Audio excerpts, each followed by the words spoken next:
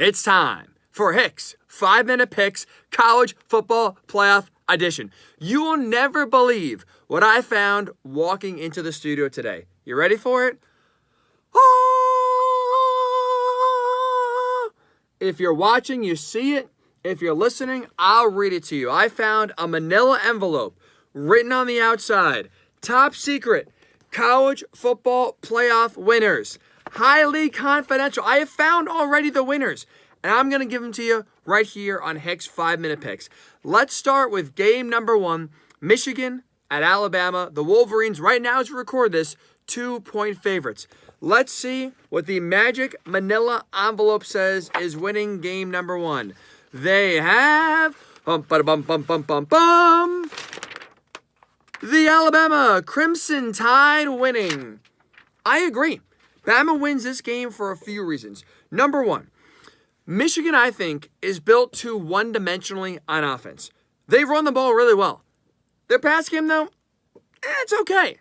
And you are not beating Alabama in a playoff game with just a okay passing game. And while Alabama's not exactly world beaters when it comes to stopping the run, they have been leaky. We saw Auburn run all over them, LSU run all over them.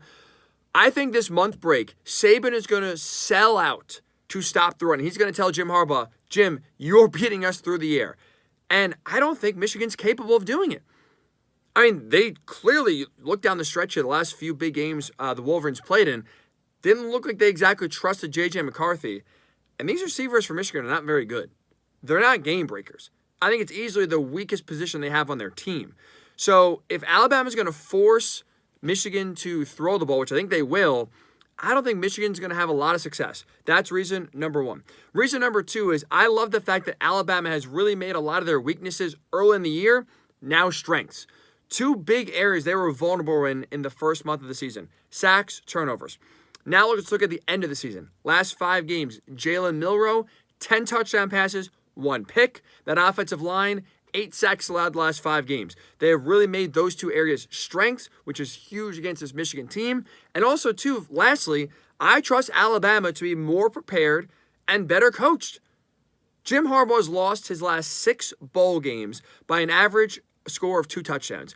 I mean, is Nick Saban not the best game planner and preparer in college football history?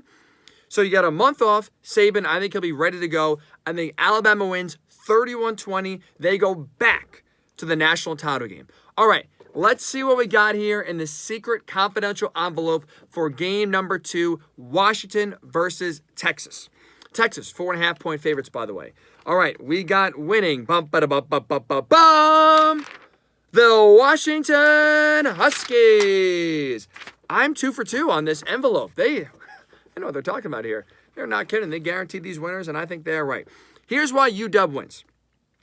Their strength is Texas's weakness. Washington's strength, passing game. Michael Penix Jr., leading passer in terms of yards in all of college football. We know that wide receiver room is deep, loaded, talented. Texas's weakness on defense, their pass defense. 94th in the country in terms of stopping the pass. So that is obviously a big advantage in terms of Washington. But also in this matchup, what I love about the Huskies is this. They are not just a team that passes the ball all over the yard. They are not one-dimensional. This last month, they have really rounded themselves into a really all-around damn good team. They could beat you in the passing game, obviously. But they can also beat you in the running game.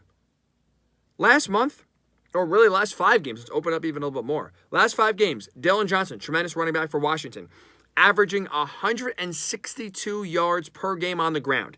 Now, that defense is not great, but here's what they are, though. I think they're clutch.